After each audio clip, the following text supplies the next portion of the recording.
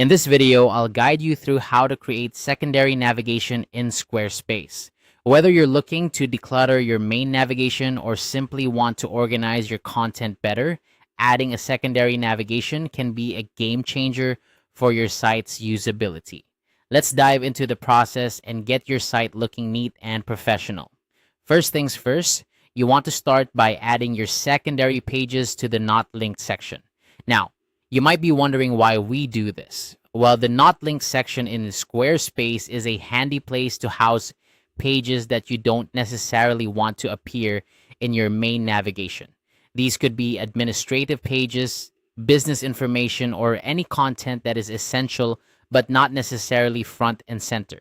By keeping these pages in the not linked section, you ensure that your main header remains clean and focused on the primary content you want your visitors to see first. Now that you've got your secondary pages parked in the not linked section, it's time to connect them to your site's visible areas. To do this, click on the edit button on your site. This will allow you to make changes to your page layout. Next, scroll down to the footer of your site.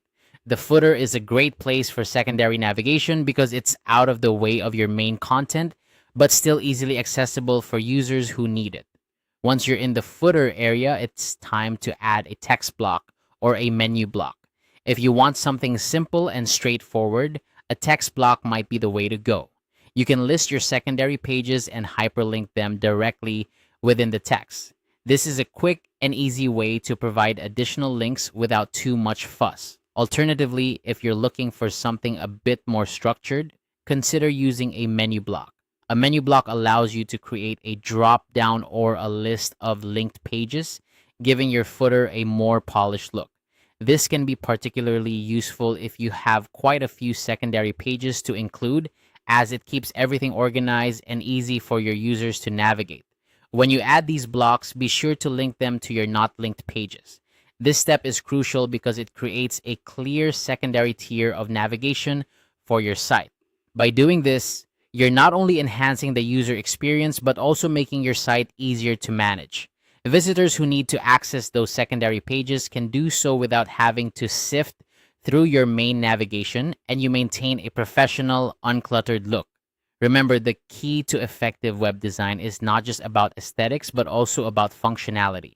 By incorporating secondary navigation in this way, you're ensuring your site is both visually appealing and user-friendly.